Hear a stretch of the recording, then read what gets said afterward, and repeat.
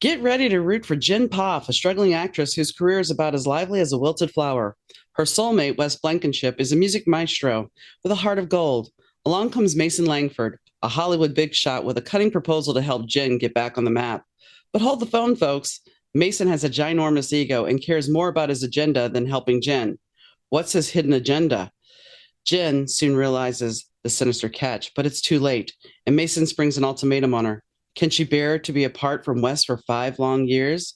Get ready to be whisked away on a wild emotional ride with this gripping story. Love is Worth Waiting For is a second chance rock star romance with a fake relationship set in Hollywood and comes with a happy ending.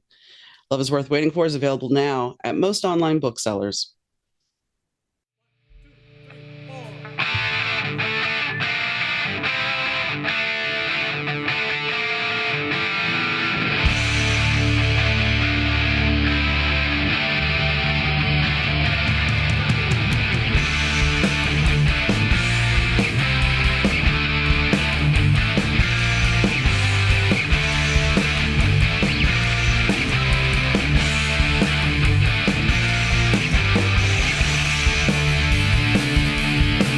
Welcome to the Better Two podcast. I'm your host, Donna. Today's guest I have is Tracy Bonham. Tracy, you may know from her song back in the 90s called Mother, Mother.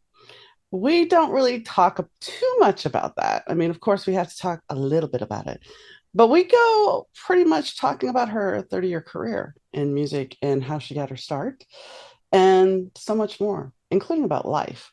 So stay tuned. Hi, Tracy. How are you doing? I'm well, thank you. How are you? I am good. So I want to dig in. I know you have a new record coming out this fall, and by the time this airs, it will already be out most likely because this is going to air in September. So maybe it Okay. be, maybe it Maybe won't. not. Yeah. But you do have singles out, so that's important, and we'll get to those eventually. But I want to go take you back to you started playing violin at the age of 9. Was this by choice, or was this something that somebody's like, "Oh, here's an instrument for you"? It was by choice, but I was really lucky, am still lucky to have a mother who is so supportive and encouraging. And any instrument I pointed at, she'd be like, "Here, let's get you lessons." So, yeah, just, I'm forever grateful for That's that. all. That's awesome. I remember my one of my dad's girlfriends played violin, and I think I was about 10, and she's like, "Here you go," and I'm like, "Okay." I had no concept, could not. I tried, it just did not resonate. But it's Understood. looking at what you do. I mean, when you play live, you play violin, you play piano, you play guitar, and you continually change. Is that been how your music has evolved? Is because you continually pick up a different instrument and then just grow with it? Yeah, actually, and I'm so glad that we're talking about this instead of just my hit song. And I have evolved. I always feel like I'm evolving and borrowing from all of the different, whether it's my skills or my influences. I guess I realize now in looking back in retrospect, I can't sit still.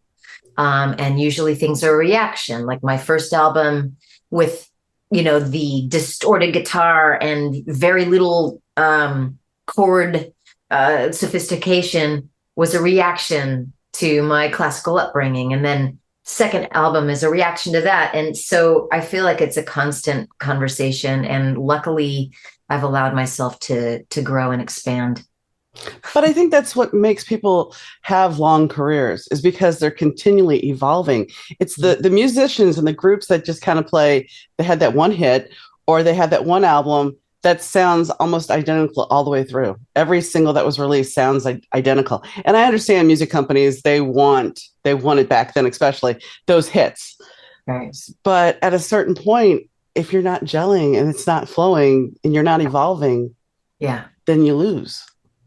I agree. And I think for me, I just can't see myself doing the casino circuit or the what do you call it, the heritage acts or it's not for me. I know there are some bands who do well at that and that's their thing and maybe it's just what they can do, but I'm constantly trying to break down the walls and I'm really grateful for any fan who continues to follow me on this path. Well, I wanted to compliment you because I did notice I was watching some of the ballet clips And I noticed that one fan was talking about Mother Mother and how that song changed her life. And she's like, I doubt that Tracy's going to read this. It'll be some marketing department. And Oh I yeah. love the fact that you responded, that you were like, no, it's me. And Mhm. that's the truth. I had talked to a fan about another band, and they're like, well, the band would never lie to us. And I'm just like, really? Do you not understand that there's a whole marketing team that puts Yeah. out what is said?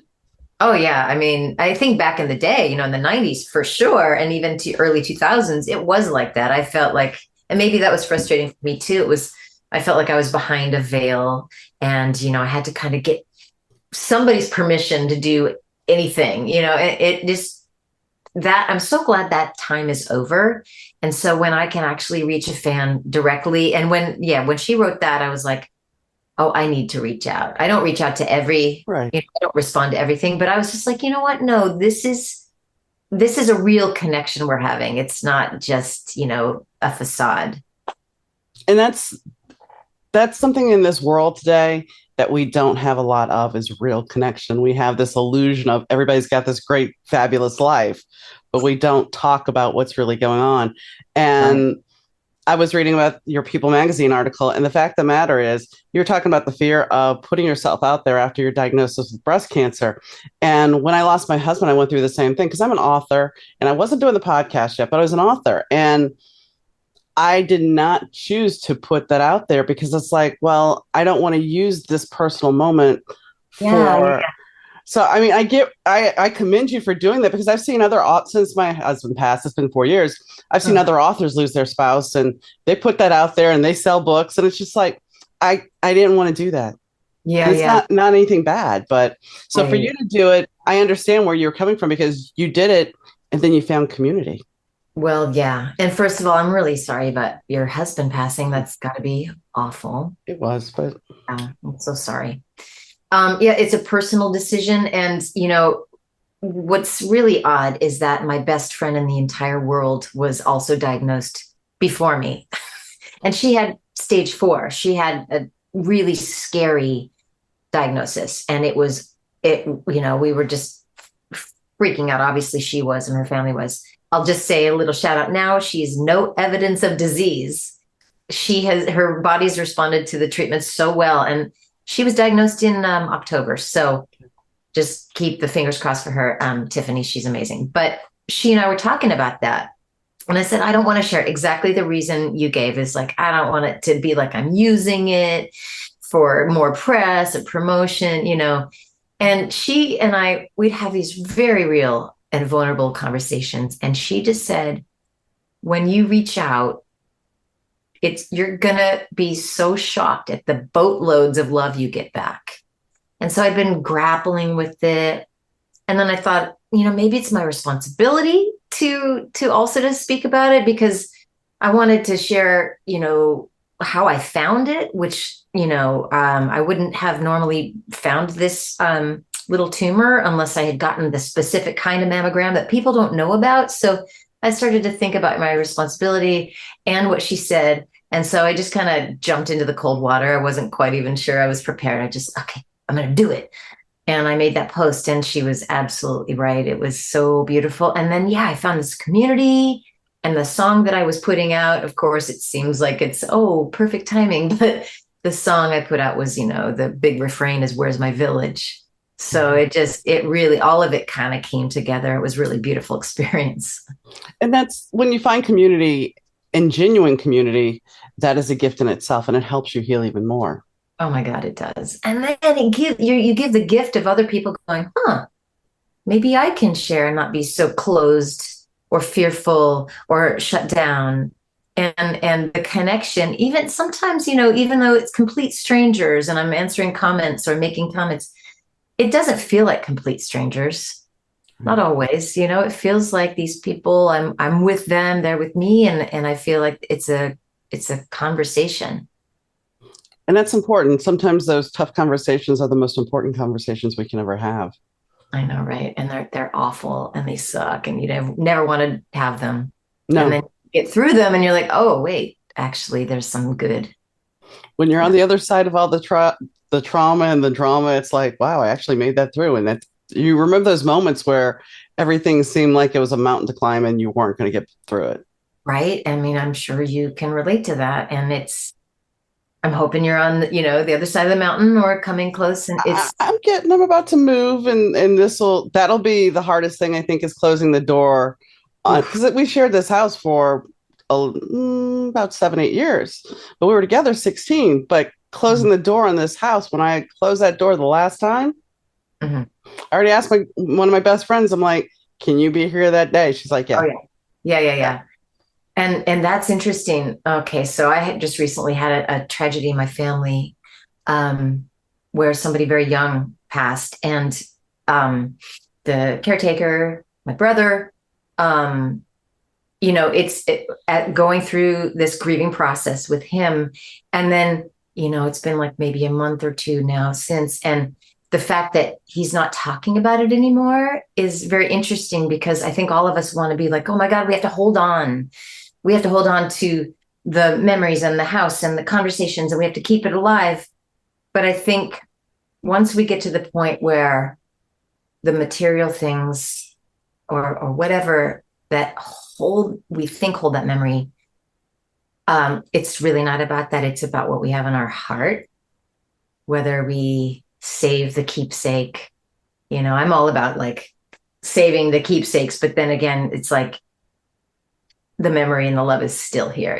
Oh yeah, yeah. And I mean, grief is such a weird thing because there's times when I look back right after he passed because it was a long illness. It's like Yeah. I thought I was doing better. And Oh, then as it's morphed, and I've noticed that most people that go through grief, that first year, you're sitting there hitting that, okay, it's been a month, it's been 2 months, it's been 3 months. Okay, this is the first birthday. You make all these milestones uh, and you don't necessarily talk about it because nobody else is going to get it. But it's like, you know that you have to get through this journey. And it's different than being divorced because I've been there too. You don't sit there and count, okay, I'm single for no, but with death, it's like you count it out. It's like, oh, okay, I've made it through a month now. I made it through 2 months. oh God, I can't even imagine what that's like. I have not experienced that. That sounds really I hard. wish it for no one. I do. But it's a growth process and it makes you appreciate things a lot more. Right. So yeah. And I Yeah. wanted to say, something about your divorce, you had said that you felt lonely and isolated. And I think that's something, and it's very topical considering what's going on with some of the political situations where they basically want to take us back to the 50s and be that isolated woman. But my ex-husband, he moved us after my mom died, moved us to the middle of nowhere in Indiana. Mm. And all my support group was gone. And so I understand where you're lonely and you're isolated. And you can, even being a celebrity or a singer, you can be in a room full of people and be totally alone. And nobody Actually, talks about that. right. That could even be one of the most loneliest times is when you just feel kind of like maybe you're different than others. And that's just a concept anyway. But yeah, it can be very lonely. Mhm. So, what made you decide to say, okay, this is not working. I want a partnership. I don't want to be in a situation where I'm with somebody and I feel just alone and isolated. Hmm. It was a long, long process of coming to terms with it. Um, really wanting it to work and really wanting a family. And we adopted a beautiful child. And, we, of course, like poured all of our love and care into this child. And we still do, which is great. And he's a great dad. And so I have no, issues there. But I always likened it, and it kind of started growing early on. I likened it to like an egg that had this like really great looking shell, but inside it was starting to, I don't know what the word is, just um, deteriorate. Mhm. And we did good, and we passed all of the tests with family and friends for a while. But I think my close friends started to see and started to hear me express my loneliness and my frustration. And there was just a lack of real connection there. And I think I've realized that you can't force that. And we went into therapy, or I eventually got him to agree to therapy. That was a long road, and it's Mhm. not easy, right? being vulnerable and open. But at that point, I think it was just becoming really obvious that it wasn't working. Two people have to really be willing to really be vulnerable and open up. It's very true. It's very true. My husband, my late husband, it was funny because I had been seeing a therapist because I think mental health is an important thing. And he was like, I'm just going to wait in the car. And I'm like, his parents had passed. I knew his siblings were going to be a bear to deal with. And I'm like, you really should come with me. He's like, no, I won't. I'm like, come on, you should come with me. He's like, okay, buy me a fish sandwich and I'll go. Fish sandwich. I'm like, all right. So I That's did. And he started going with me. And after all was said and done dealing with his siblings and everything, he said to me, he goes, I thank you for doing that because that was the best thing you could have done. wow. But it took a fish sandwich, A which, fish That's all it takes for some people. That's amazing. I love him. yeah. Beautiful. So, but the thing is, your marriage, dissolution of your marriage, your divorce ended up inspiring you with your song, Damn the Sky. Right. That's true. So, I mean, I think that's one thing we don't look at necessarily, and especially as creatives, that people outside of the creative realm don't see that tragedy sometimes can inspire greatness. Oh yeah. Right. I mean, those are the kinds of artists I gravitate towards anyway. The ones that have that there's a depth. I'm not trying to say there's any kind of hierarchy, I've lived more or you've lived more, Right. but right, like when you go through stuff and you go through those challenges, they make you more alive. They kind of define you. And if you treat them right, like if you don't just stuff them down or in denial, if you do the inner work, right, to overcome whatever it is, it makes you deeper. And then the art, I think, that comes from that is deeper. And I love that kind of music. I love those kinds of artists. But you are one of those artists. Well, thanks. I'm happy to be among them, I guess. That's beautiful. But we have to go back to Mother, and I don't want to dwell on Mother, but I find it interesting that you have the line in there about just starting to build my name. Yeah. And here we are. This song basically launches you, and you get Grammy nominations. You get all these nominations, and so you have to be on this high of wow, I've made it. Now? No, I'm saying then. I'm saying then. I mean, that had to be a Right. little overwhelming at the time because you've made, and it's not that it was an overnight success because you've worked and you've done all these things and you've gone to school and you've created this career, you've released an EP. It's not that it was an overnight, but still, at one point it had to seem slightly like, wow, okay, how did this happen? Freakishly, yeah, exactly. It was a lot, and then it was nonstop. Like the pressure and everyone trying to get you to do stuff, and you're thinking, well, I don't really want to do it, but I probably should because and all of these conversations going on around you and in your head, it's overwhelming, especially if you don't have that slow ramp. So you're right. It was kind of sudden in a way.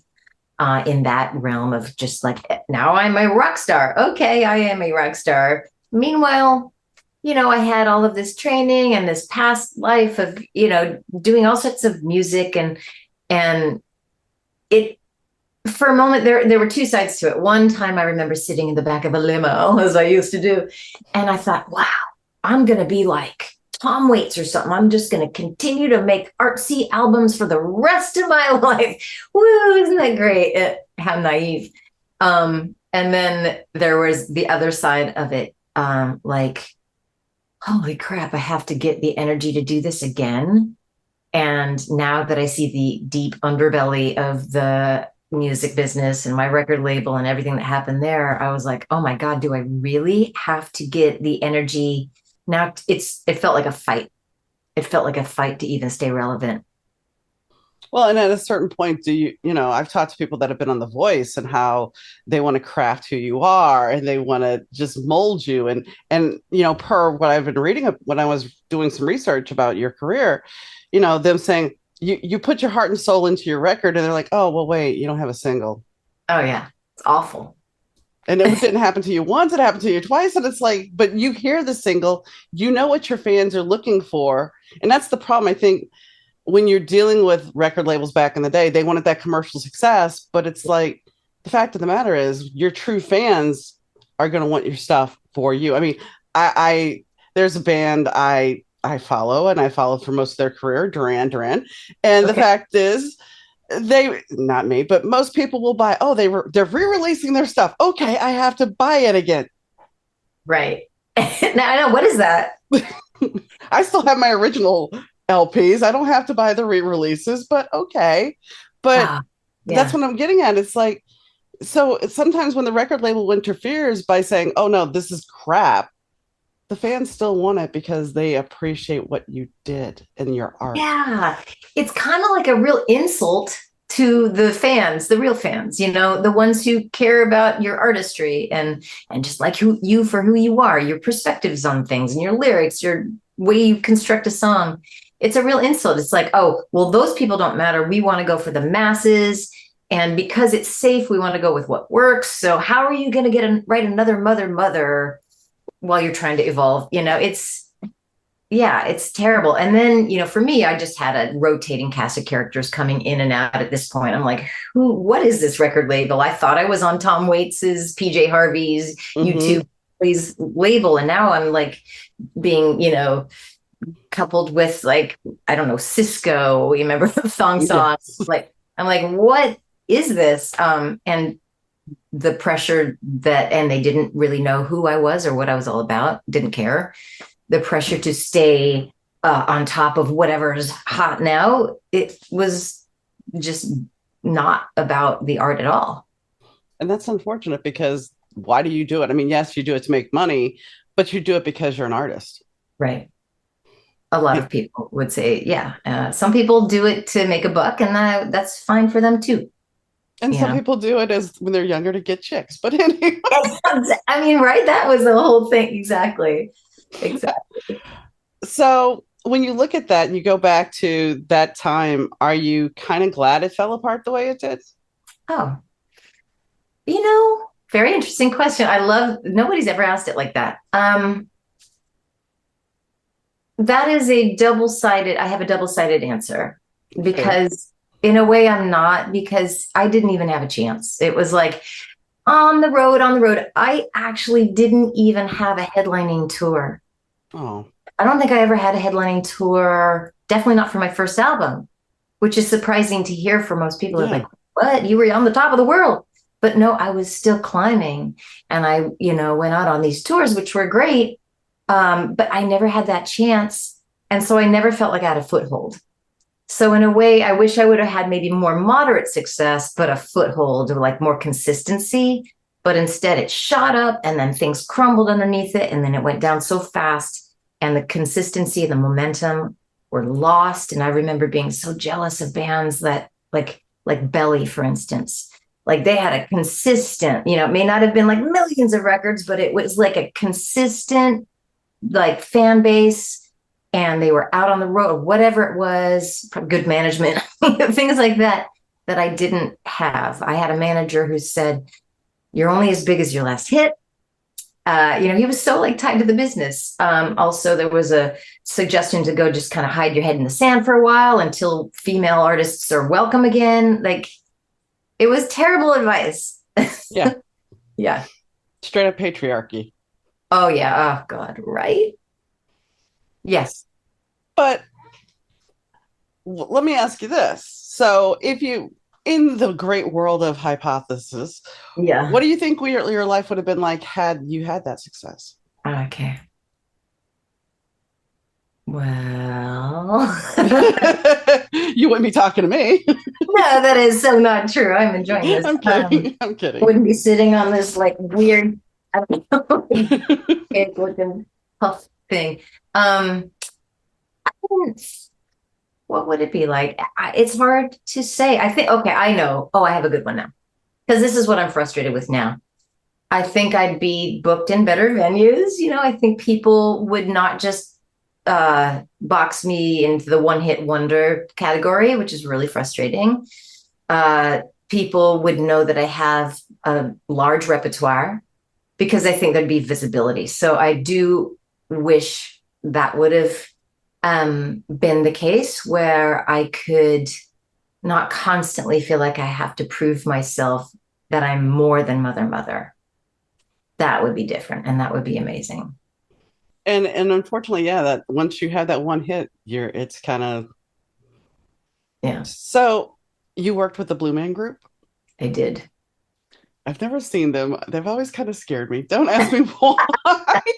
I understand. Yeah, they're creepy, right? They're creepy looking. So, but that allowed you to sell what 12,000 records on your own without any help. But I mean, that's an amazing thing, especially because when you were doing it, it wasn't necessarily the way it is nowadays, where you could Oh get your yeah. music out digitally. Oh, right. There was right. This was in 2002, 3, 4, 5, 6. Um, yeah, and it's funny when you say 12,000 because it doesn't, to me, it still doesn't sound like a lot of albums, but it does for today's standards because nobody's buying Right. albums or CDs, right? But yeah, this was a wonderful opportunity. First of all, Blue Man Group, they're not creepy, they're amazing. They're just I know. no, I know. They're just silly nerds and they have this whole thing that, like we could go on and we might, but I'll just stay on the subject of those EPs that I sold. They took me under their wing. They knew I had no record label. I didn't even have a manager. I had no representation at all. It was a weird time in my career. I don't know why, but I guess maybe I had just wasn't believing in myself or something. Lots of change. So they were like, we want you to come on tour and be our featured, soloist in the show. But yes, you can open for us in these crazy hockey arenas. And even though the music, my music and Blue Man's music is so completely different, but they're like, let's just make it happen. You can open for these thousands of people a night. And yes, you can go to the merch table and you can sell whatever you want. We won't take a cut. It was just, they're beautiful. Like they're really generous. So that's how I was able to sell 12,000 without there's no radio play. There was no promotion. There was no street teaming. There was no nothing. It was just kind of amazing.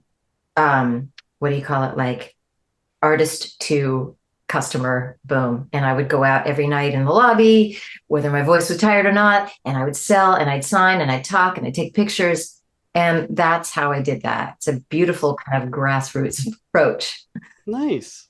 So Yeah. did they call you up and say, "Hey, do you want to do this?" Kind of. They came to a show that I was performing in the Lower East Side of New York City at a place that no longer exists. I'm so sad. It was called Fez. It was down under the Time Cafe, and it was like one of those little venues where you could hear the subway rumbling and stuff. And I loved playing there. And they came to my show. Now I had already guested on their album, The Complex. So I had already been in the kind of network where I sang some songs and then they kept it on the album and we kind of became friends. Then they came to the show and they came backstage and they were like, hey, we're going to go on tour. We're planning this whole thing. Do you want to be in the show? And I was like, cool. Yeah, why not? What do Nice. I do? And dress in blue, wear a blue thing, this blue. And we had to work on that because I was like, I think I still need to have my own identity. And that took a minute for I had to kind of like really advocate for myself, but they totally got it. So one thing that you've talked about a little bit is fear, and that was in your article on People Magazine, and I want to talk about that. It's like, since you've had some success, have you ever had that fear, even growing up, even on a daily basis, of failing Ah, or not being good enough? And I mean, well, that's huge. imposter syndrome. Oh my God, yes. I mean, as a parent too. Oh yeah. Yeah. Daily to the minute, like, it's such a challenge. But yes. So I would say, it is under the umbrella of fear because I do believe like there's two things: there's fear and there's love, right? So the fear or the feeling, the belief that I'm not good enough, I'm still grappling with it right now at age 57. It's a learned behavior or it's a coping mechanism, right? Hmm. Survival skill. I love everything about therapy, by the way. It's like you learn about these parts of yourself. So, whether it's the things that had happened to me in my life, my father died before I was 2. I didn't really have a father until I was like 7 or 8. And then I love him dearly, but he was reserved and I couldn't quite get that, like, daddy's little girl feeling forever. Those things shape you. And so, yeah, I'm constantly learning from that and trying to grow and overcome those limitations for sure. I think that's the Gen X way. I mean, I am a child of divorce, and I had my dad until I was about 9, and then suddenly dad wasn't there every night, and he wasn't there every night anyway because he was a fireman. But Oh, most of the wow. time when he was there, he was there. And then all Oh, of a sudden he's not there. And he became this totally different person. Instead of my mom, my dad became this party boy. oh boy. And my mom just became somebody else too. And it was just like, I think at a certain point, Generation X, latchkey kid for the most part, you had to figure out how to take care of yourself by yourself. Maybe you had siblings. I know you had siblings. Me, I had a half sister that was 12 years older than, or 12 years younger than me. So Okay. I didn't have that. I had me. And Wow. it's like when you're trying to figure out who you are, I think that's why therapy is Gen X's friend. Yeah. We had to do it on our own because our parents weren't taught to be emotionally available. Wow. So true. And I think any generation, like therapy is just so helpful. And like what you're saying is true for all parents, at least, I feel like maybe now there's more material and there's more resources and we've got the internet and YouTube and everyone, or at least in my circles, we all talk about therapy. Mm-hmm. It's okay to talk about therapy. In the past, it wasn't. And that generation, even my parents, I'm actually trying to get my parents who are 87 and 88 to think about therapy. I know that sounds crazy, but everyone's stoic and they're like, oh no, we don't need therapy, I'm fine. And that's why it's passed down to us because Mm-hmm. so many people live unconsciously and that's just kind of our lot in life. And I'm sorry that your parents didn't find happiness as a result of the divorce or working on themselves, but that's probably just a generational thing or whatever, or their parents. The how I look at it is one thing that my mom did, because yes, I started acting out. What does a kid do when you act out? So Mhm. she put me in therapy. At 9 years old, I was in therapy. And here's the thing though, I'm glad she did it because it made me okay with therapy from a young age. Yeah, yeah, yeah. Totally. So when I knew I couldn't deal with something and I didn't want to talk to other people, I could get a therapist. And I Oh, think that's it. That was a gift in itself. so much. Did you resist it though? Were you like, I'm not doing No, it? I was I think 10 at the time, and it was just kind of like, okay. Now the worst thing that happened was the teacher that was my fifth grade teacher. I came back from one of my therapy sessions, and we were living with my grandparents, so all my stuff had been packed and I didn't have it. So my desk at school became this thing. And the teacher was lined up at my desk and had all the kids lined up to the trash can to throw away Your stuff? my stuff. Oh God. That is Yes. traumatic. Are you serious? Yes, and yeah, and then the even worse than that is, so eventually my mom and this woman become friends, and I end up living with this woman for a bit. So it's so Gen X. It's like I understand Gen X trauma because yeah, mm-hmm, It's a thing. That's mm-hmm. awful. Okay. So you probably talked about that in therapy later in life too, because that's Oh a yeah, pivotal moment. oh yeah, yeah, and So and later. it is, and it's one of those things where it's like you don't realize how much it affects you until you're in a situation like going through this house, getting rid of stuff, Oh, and having somebody come over and knowing this and using it against you in a way, oh being a my. bully about it. So it was just kind of like, whatever, This is whatever. like the whole idea of therapy and then boundaries and like knowing yourself and then trusting yourself. This is where I'm at right now. It's like that kind of stuff. Hopefully you get to a point where you're like, okay, that's them. This is external. They got their own shit happening. And now it's up to me to like go, loving boundaries, whatever. But like that can affect me. And that's hard, even at this age. I Yeah, am grappling with that every single day. yeah, yeah. And I mean, in the situation when the person came over, I had another friend, And I bit my tongue. I bit my tongue on the only thing I got upset with, because I don't associate with the person that did this. Good. The only thing that upset me was that at the moment I did not stand up for myself because there was other ramifications that were possible. So I Uh, just kind of was like, I just bit my tongue. Otherwise, I was ready to go off. And it's like, oh, that's hard, man. That's so hard. And then you get that energy in your chest and you're like clamping down. It's so hard. but the thing is, it shows that I have this boundary now and you can't cross it. And if you cross it, then I'm going to, I will react. And the thing is, you have to learn how to react. And Mhm. that's where you got to come from. And that's where I'm working on right now, is coming from a different place. That if somebody, I've used this analogy many times, and I'm sure you've had this issue for yourself. You tell somebody something, you tell somebody a wound, and that person is your friend until they're not your friend. And then they take those bullets to the gun, as I say, and they use it against you. Yeah. And that's the hard thing, is because you come from sincerity to tell somebody something and then they turn around and use it on you. Yeah. That vulnerability, Mm-hmm. that's not okay. No, but it Not okay. happens. I'm sure you've had those experiences. We all have. Yeah. But Yeah. I'm digressing. This is It's about you, not okay. about It's me. fun. So, what made you decide to adopt? Ah, honestly, I was a little bit late in the family planning. I mean, I had, I was definitely able to get pregnant because I had some, moments in my 20s where I had to make difficult choices. Mm-hmm. I won't talk Mm-hmm. about that these days, but actually, I'm proud of it. Like, I'm glad I You did what was right for you at the I time. did what was right for me and for everyone involved. So, Mm-hmm. but when I met my ex-husband, I was approaching like 38, and we tried everything, IVF, everything, even considering egg donors, whatever, and it just wasn't working. So at the same time, we took the other plan B stream and started thinking about adoption.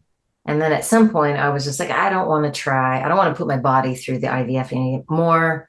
It's expensive too. So there's plenty of kids in the world that need loving parents and homes. And so I just decided to just put that to bed. And we went through the adoption process, which took forever and was grueling as well, but completely worth it and beautiful. I'm glad. Yeah. Adoption is a great thing. I mean, I never adopted. I was a step parent, and that was an adventure. But Hey. I Yeah. think that's the big talk now. People that don't have kids, Oh, and I I know. will say yes, having kids does change your perspective. I mean, I'm sure you would agree, Yeah. because I was a step parent when Beavis and Butthead was out, and we didn't have cable at the time. And one of my in-laws sent me this because we lived in the middle of nowhere. So my in-law sends me a videotape of Beavis and Butthead, and I'm just like mortified. I'm like, oh my gosh, because I Right. have two kids. Right. Fast forward a couple of years, and I'm single again, and I'm watching Beavis and Butthead and think it's the funniest thing in the world.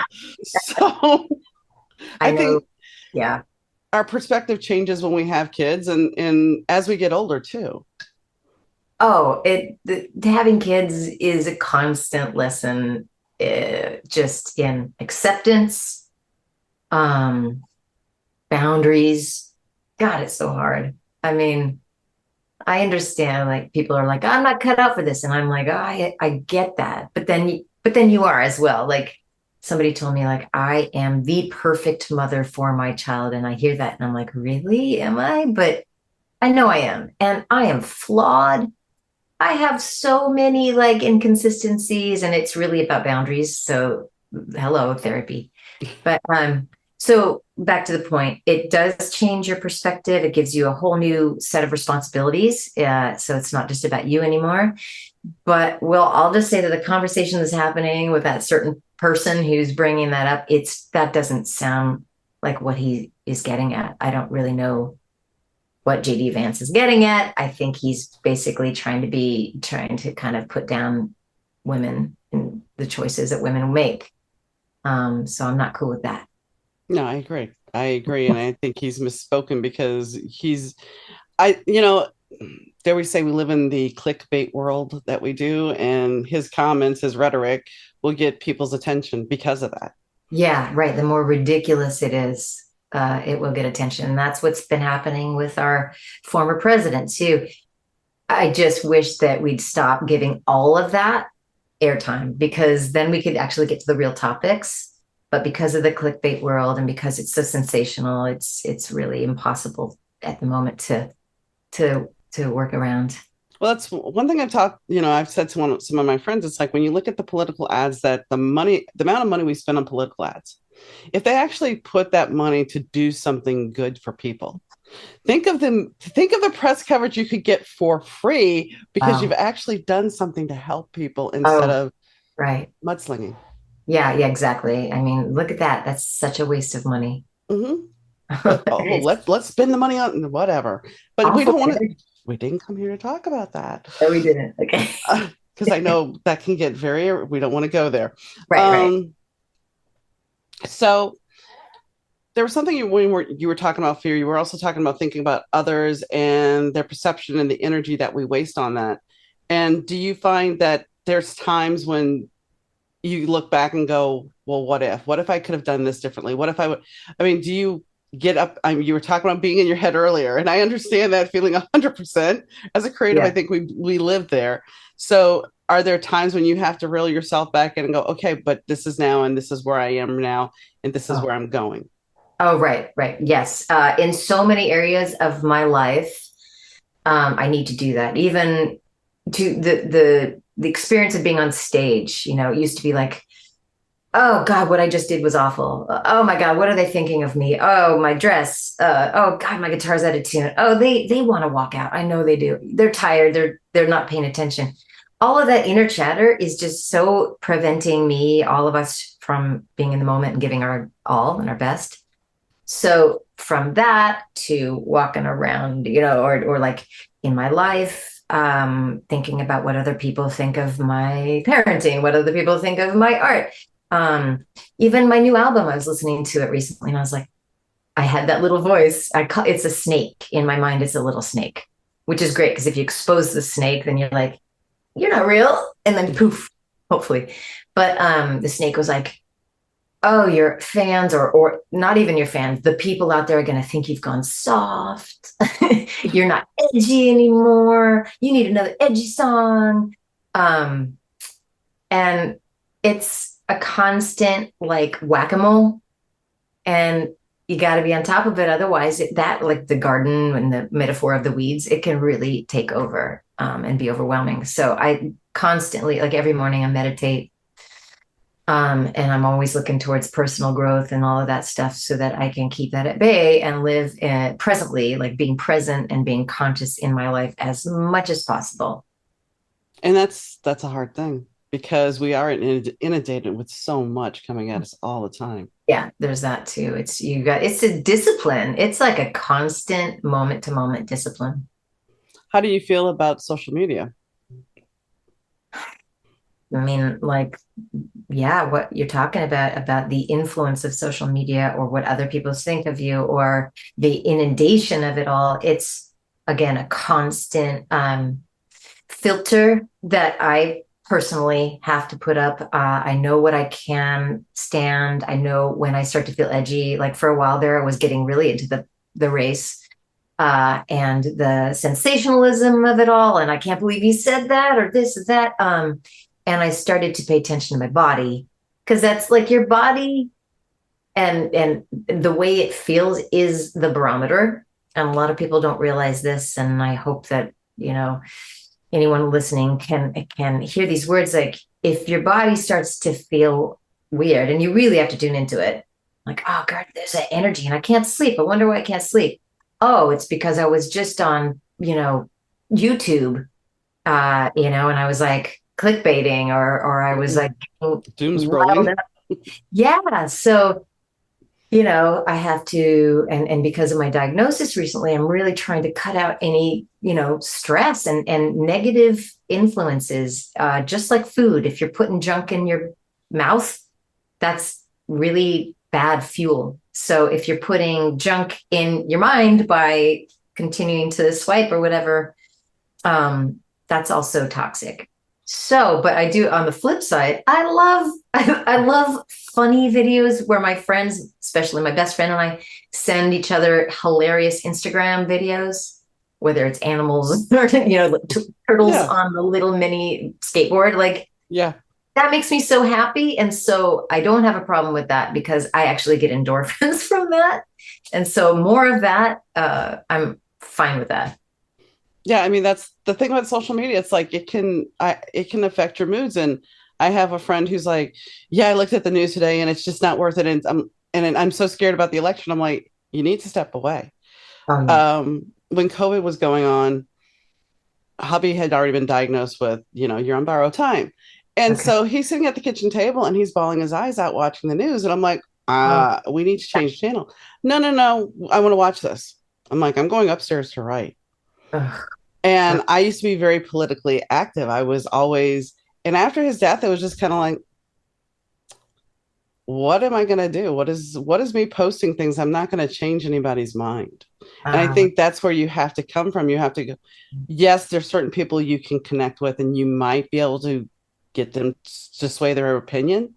But a lot of the times we're just getting angry with each other, and somebody on the other side, sometimes it's a bot, is just ginning us up to tear us apart.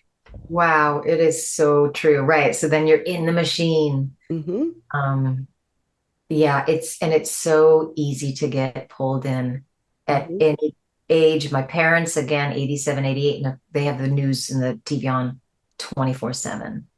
And whether it's my mom will, she's in Oregon and I'm in Brooklyn, and she'll be like, "Oh my God, are you okay?" And I'll say, what's happening? And she'll be, "The weather sounds terrible." And I'll be like, "It's a perfect day out." Or Mm-hmm. she'll get caught up in the news and the world is a terrible place. And like, why are you spending your last years, feeding yourself all this toxicity? Well, I mean, even the weather has become a joke because, okay, we used to have the weather reports like, okay, we're going to have snow, we're going to have rain. Now it's like Snowmageddon. Clickbait again. You're Yeah, right. Totally. Snowmageddon. But anyway, I do have to ask because we're talking about social media. So you met Kiss.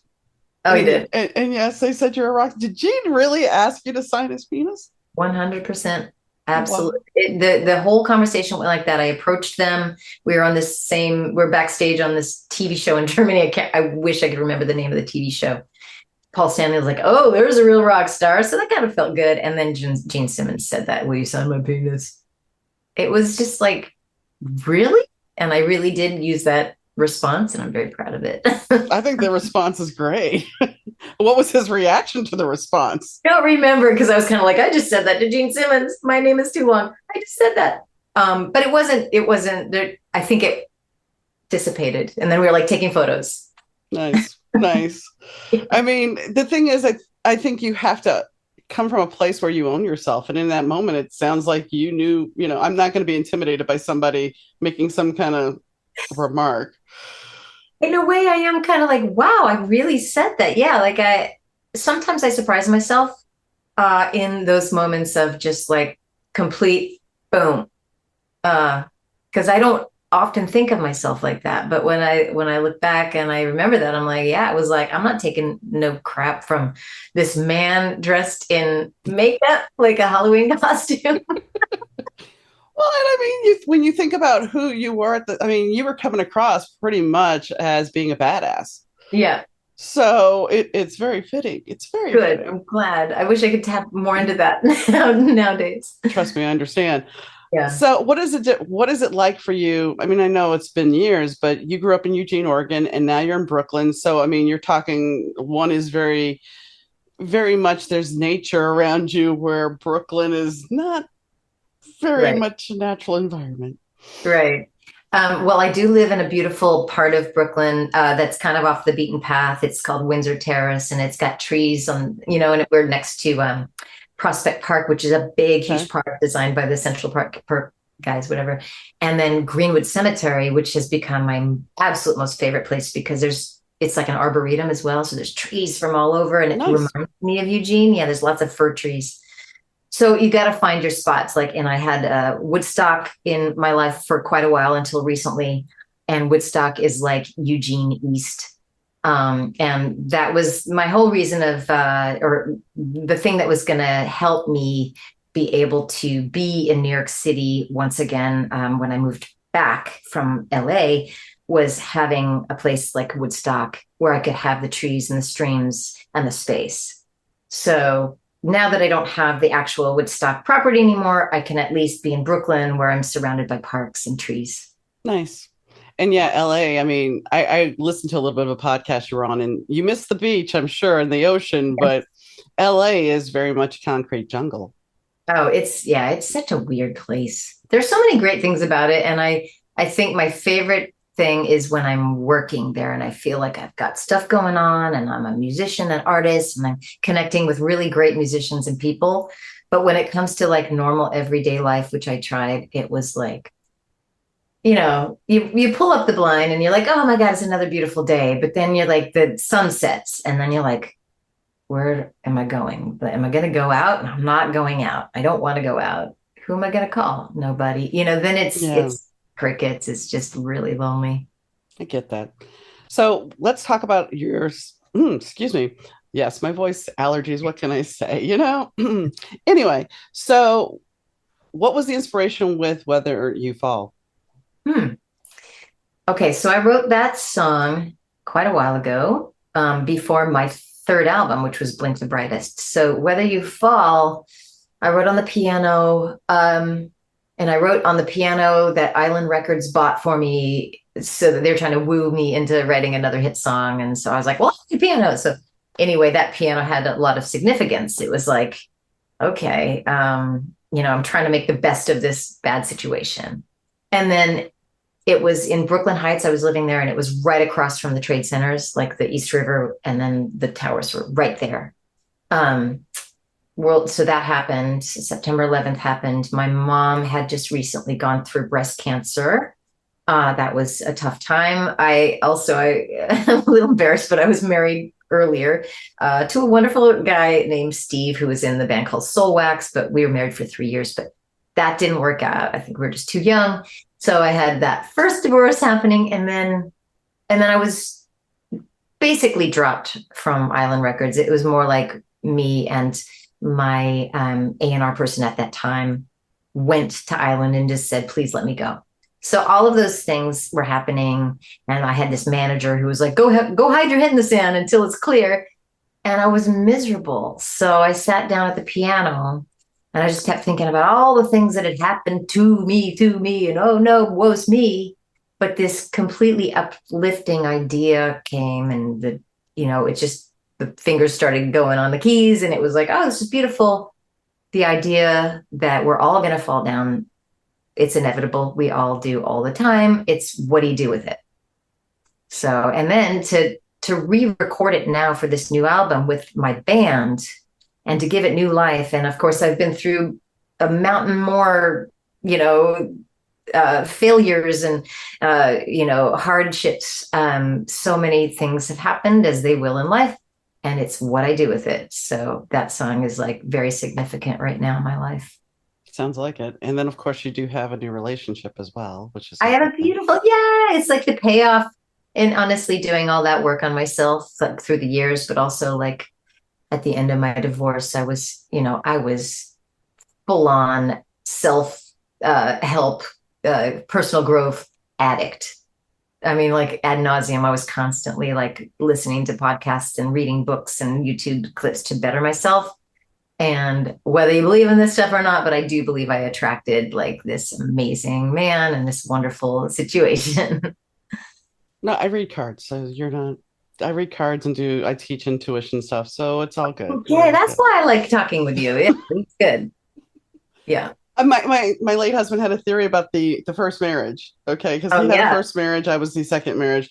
I had a first marriage, he was the second marriage, and he Yeah. said you just have to get that first one under the belt because most of them don't last. And I mean, some do, but yeah, how many people have been divorced at least once? A lot. Yeah. It's like this, what is it? The starter kit, the starter. Yes. Yes. Yeah, we had to get it out of our system. I mean, I'm friends with my ex, and we laugh about it. You know, we're like, oh my God, I can call you ex-husband, ex-wife. That's hilarious. Oh no, I have when you talk about weirdness, and this is aside, but when you talk about weirdness, my husband's best friend would have these cookouts, Uh, and at these cookouts we would have my husband's best friend with his current wife, whose first wife was with my husband's ex-wife. I mean, it was just right. one of those Like things where Fleetwood it was Mac. like, Yeah. how in the yeah, I love everybody knew that. somebody, and it was just like, you can't make this shit up. You really No, you can't make can't. it up. I love if everyone's getting along and then you see the hilarity in it. I think that's a wonderful place. Mhm. And so that's great. Yeah, maybe So, someday I'll be able to. what is your record going to be like? Oh, it's going to be beautiful. It already is. Yeah, I'm so excited. It's really like full of a lot of my um, just becoming more of who I am and incorporating things that I had put aside for a while, like my classical training, especially on piano. I'm just like, I'm like going back to the well, and what made me fall in love with music in the first place was classical, every kind of music, honestly, but the piano and how I played Debussy and I had played all of these beautiful classic romantic composers and pieces. That is now like I have a song called Naked, which is also from my third album. We've re-recorded that one. And there's a whole moment where it just goes completely into Debussy instead of going into the rocking bridge that it used to be with the guitars, like very Led Zeppelin on the third album. Now it's like a beautiful like interlude, gorgeous piano, showing off stuff. But I'm so proud of it because that's who I am. And I'm still rocking and I still have rocking songs on there, even though I'm a little insecure about there not being enough, but I'm older and yeah, these songs are deeper. They're about coming into who you are, who I am, and still dealing with some of the hardship I'd gone through and overcoming it. So I think it's really deep and meaningful. Well, and since we're talking about your classical, let's talk about you working with the ballet. I mean, that had to be amazing to watch your music come to life. Yeah, that was beyond anything. And that's probably my favorite experience. I have several wonderful memories of being on stage with, the likes of great artists and musicians and instrumentalists. But that with the movement, the choreography, how I worked with the choreographer for a number of years on it, my lovely band, and hiring three musicians from my hometown to be on stage with me, one of which, the violinist, is someone I grew up with who we were rivals. I mean, we were friends, but Yeah, like yeah. Pilar Bradshaw was always like number one. She'd get first chair and best in state. And I was like, oh, Pilar Bradshaw. I practiced, but I actually can thank her for kicking me in the ass because I practiced. To get that second in state on the violin, it was because I knew Pilar was going to be first and I practiced 4 hours a day. So to have her on stage, and I'm her boss now, but she's such a wonderful player still. Like having that full circle of my hometown, being in the beautiful Holt Center, which is where like I saw Ella Fitzgerald and Sarah Vaughan perform, and I grabbed my diploma when we were graduating on that stage. Like all of that combined was like the most beautiful experience. And we practiced so hard. Also, I had just had my surgery like 4 weeks before that. So it was all about like, how do I use my time wisely? How do I really prepare mentally everything for this moment and not crumble into tears? Right. And I mean, it's a true coming home. Yeah, true coming home in the best way. So out of all you were saying you had performed with some people. What is your fondest memory of performing with somebody? There's this band that I'm in, or that I'm in. It's funny, we play like once every 10 years, but and it's funny, I just have this album cover. I don't know if you can see it. It's called The Wayfaring Strangers. Okay. Now, this is a group of people. First, the leader is he was my string teacher at Berklee College of Music, Matt Glazer, and he was on the Ken Burns jazz documentary. He's like Mr. Like he knows so much about jazz and then roots music. Anyway, incredible musician who put this band together.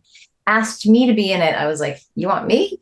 I guess he loves my singing, but then had all of these people, cast of like world renowned players, Tony Trischka on the banjo, Jamie Haddad, who plays drums with Paul Simon, people that come from all of these different walks of life. Aoife O'Donovan, who's now super famous in, like her Americana singer-songwriter world. We were like this group of eclectic, it shouldn't have worked, but it did. And being on stage with them, we played with can't remember now, Boston Pops or something. And having all of the different kinds of music. So it was like blues, roots, bluegrass, me, whatever I do, country, jazz, all together in one was like a meeting of the worlds. And because the musicianship was so, so high, I'll still kind of think of that as one of my favorite experiences. Nice. I did want to ask about the Melodon House. Oh, Melodian. Melodian, excuse me. Melodian. Yeah, it's okay. Melodon. I like that. So, yeah. So what made you decide? I mean, yes, I know your age. So you grew up with Schoolhouse Rock, no doubt. Yeah. And I mean, that was such an educational tool. Is that kind of where you thought about that, and did that kind of lead the journey here? Totally. I had just gotten off the road with Blue Man Group because I wanted to start a family. And so in order to make a little extra cash while I wasn't touring, I started teaching music. And I had taught off and on. And I felt as though there wasn't like any material out there that just was fun and inspiring on how to teach music or how to teach music where kids could not only learn music theory and whether it's piano or whatever, have it be full of joy. And Schoolhouse Rock is a great example because those earworms that, I'm just a bill, and you're like, well, what is that song about? And you remember it like 30 years later. I think they go in there, and I think the educational aspect is just available to anyone if they're like, oh, I figure out what that song really is about. I love teaching in that way where it's really covert, but it's also full of joy. Well, and it's a great way. I mean, I think if you teach more children like that, I think they comprehend better. Oh my God, yeah. And it's way more fun, right? Oh, Instead of sitting down, let's open up the book to page 32. Place your fingers here. Yeah. I mean, so many people have come up to me after a show saying, I wish I had a teacher like you, where, I was either discouraged, I was scared, I wish you fell asleep during my lessons. It was boring. Yeah. Even if you teach like that on the college level, it would be good. I mean, just Right. things that would make it more entertaining than just. I remember having a psychology class on Tuesdays and Thursdays at 7:30 in the morning, and the woman literally sounded like Charlie Brown's teacher. Yeah, I dropped it because it's like I'm going to end up asleep in class. Just no, stop. Waste time, right? Yeah. So, did you do a cover of New Moon on Monday with someone? Oh, I did. Yeah, I have a wonderful friend and incredibly talented musician and producer by the name of Anthony Resta. He goes by Ajax. And he and we met way, way, way back in the day, and we wanted to work together, and then he moved to LA. And the history there is just so long. We'd been trying to work together. And let me see, I can't remember what we were on a compilation, and he wanted to work with me on this song. And so I went into his studio in LA and I recorded the vocals, and he basically is a mastermind. He's kind of like this like genius kind of studio guy. So he just like whipped it up, and then it was out in this compilation, and yeah, it's great. I just thought it was kind of, it just didn't seem to fit your normal stuff. That's why I was like, I want to ask you about it because it was just kind of out there. What is my normal stuff though? Well, I mean, it just like bluegrass people. It's more classical. This was more of a dancey pop vibe, and you're not very much the pop person. No, not so much, but it was fun. And so I should do more of that just to like confuse people. But no, it's so much fun. I mean, I love doing cover songs. Usually when I do a cover song, I go the complete opposite, like Beyonce's Crazy in Love, and I make a version that sounds like it's klezmer, Yeah, like I usually like to go into something like unexpected, right. but that it was really fun doing that as well. I figured, but I had to ask. So, when do you think your record's going to be out? Well, it's funny, it may be coming out after this is released because I do want to put one more song on there. I do, I really do. I have another song. It's really good. So I'm kind of my own boss. And so there's this pressure that I'm like, oh, I gotta release it when I said the fall. But then I'm like, you know what? I'm my own boss and I could put one more song on there because I can. And it'll just make the record that much more varied. Mhm. Uh, and so it's going to come out by the end of the year. Do we have a title? Yes, it's the name of the first single, which is "Damn the Sky for Being Too Wide." Okay. Okay. Yeah, and we have No, great artwork. I have a great photo that's going to go so good. It's going to look great on vinyl, and I see posters, and that awesome. type works perfectly. Awesome. And I get being your own boss because as an author, it's like, well, I can do this and I can push. Yeah, I get it. I Yeah, get as it. long as you don't like, constantly like, I know people who are like will never finish their song or album because it could always be better and then it never gets finished. And I don't want to be like that. I have a 30-year novel I'll never finish, but I borrowed from my other books. So I understand. I do understand that. Yeah. So is there anything that we did not talk about that you would like to add? We went through the gamut. I love it. I can't think of anything. Okay. Well, Yeah. I thank you for coming on the show, Tracy. Thank you. That was really fun. Nigel Hartigan, a rock star in the limelight with a flourishing music career, a talented spouse, and a lovely daughter, conceals a dark secret as he spirals into a haze with the power goddess. Nigel experiences extreme highs and lows, revealing an inner beast. As he descends further into the clutches of the goddess, Nigel plunges to rock bottom, consumed by a delusional world where debauchery rules. Struggling for survival, he faces a difficult choice between his affection for the power goddess and his musical mistress, and the life he once cherished. My Days with the Dark Muse, a Better to Burn Out novel, is available at most online booksellers. I hope you guys enjoyed the show today. Sitting down with Tracy was amusing, entertaining, and I enjoyed it a lot because we talked about not just the song that she's known for. We talked about her whole career and different aspects of career and of life. And I think sometimes we lose track of somebody who has had that success. And when she was talking about her success, how she was going up, she had that trajectory of going up. The yodeling guy game from The Price is Right, which some people may not know, but I'm sure you've seen memes about it. And how we sit there and we're going up, going up, going up, and then you guess too much and you're going to go down. And that's kind of, I didn't even go there with her either about that. When you think about fame, we put people up on pedestals only to watch them fall. And in this case, she got to a certain pinnacle. And unfortunately, due to the record company merging, she wasn't on the label she thought she was. And so many things happened to conspire to derail her career that she had to continue on making music because she loved it. And there's nothing wrong with that because if it's your passion, you're going to continue to do it, even if it's not everything that you want it to be.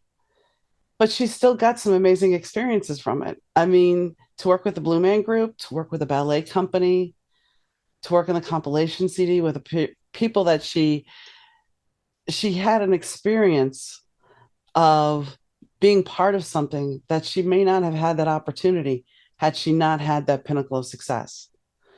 And here's the thing, that pinnacle of success for her, for some, they will never see that. And I know she gets that and she appreciates what she had. She seems to have no regrets. She seems to, anything she looks back on, she can reflect and she knows how to work through it. And she shows in the interview how human she is. And that's the thing. I think we lose track of that the creative person sometimes can't be human. They have to be beyond human. They have to be superhuman. But Tracy talked about some of the very common struggles she went through. And I appreciate her candor for that. Um, anyway, she has a new record coming out, and I would keep an eye out for it because I'm sure it'll be amazing. The two songs, Whether You Fall and Damn the Sky, are both available on YouTube for you to listen to. And you should check it out because I think that she has a lot to say in her lyrics. So, on that note, I'd like to thank Tracy once again for coming on the show. I'd like to thank Rich Zai from 30 Year Audio Productions for the sound and Fast Susie for the intro and outro music. And most importantly, I'd like to thank you for tuning into the show because without you guys, I wouldn't have a show. So, I thank you very much for tuning in and enjoy your day, evening, whenever you're listening. And I'll catch you next time, guys. Bye.